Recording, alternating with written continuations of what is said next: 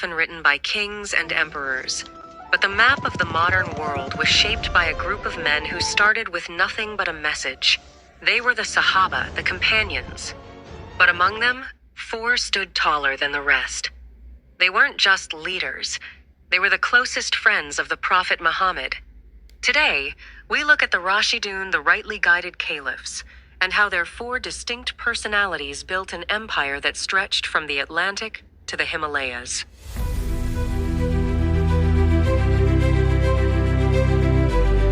When the Prophet first spoke of his revelation, the first man to believe was Abu Bakr.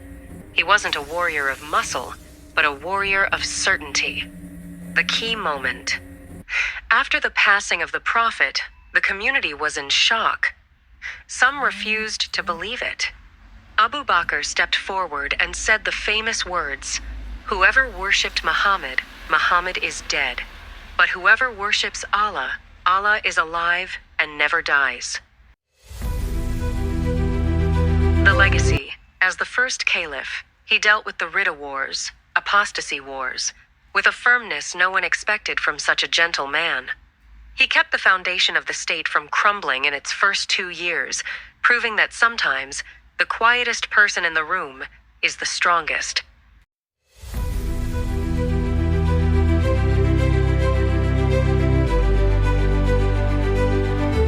If Abu Bakr was the heart, Umar was the backbone.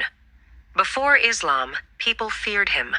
After Islam, the enemies of the faith feared his shadow. The transformation. Umar's conversion is legendary, going from intending to kill the Prophet to weeping over the Quran in his sister's house.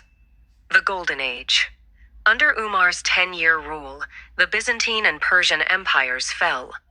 But he didn't live like a king. When he entered Jerusalem to accept its surrender, he was walking while his servant rode the camel, because it was the servant's turn. He established the first welfare state, the first census, and the first judicial system. He famously said, "If a dog dies hungry on the banks of the Euphrates, I, Umar, am responsible."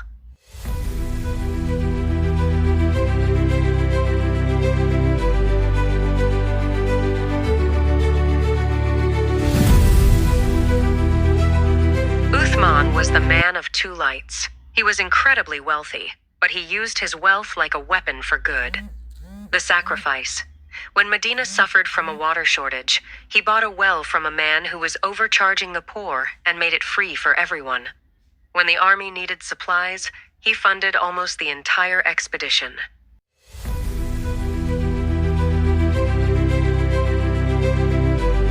The eternal gift, his greatest contribution to us today, he standardized the Quran.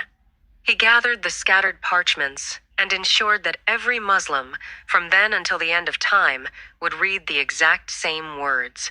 He was a man of extreme modesty, eventually martyred while reading the very book he helped preserve.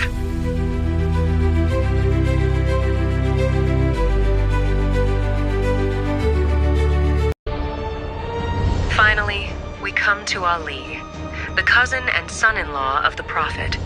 He was the first youth to accept Islam and the man who slept in the Prophet's bed to protect him during the migration to Medina.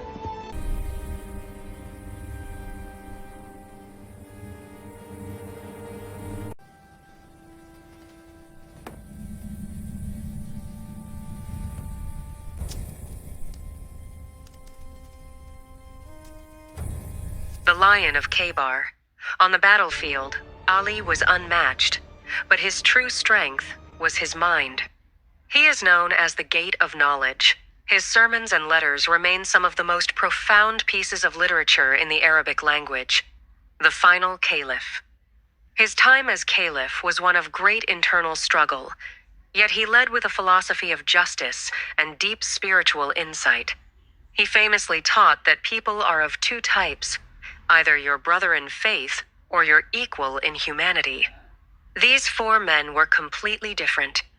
One was a diplomat, one was a conqueror, one was a philanthropist, and one was a philosopher. Yet, they were united by a single vision.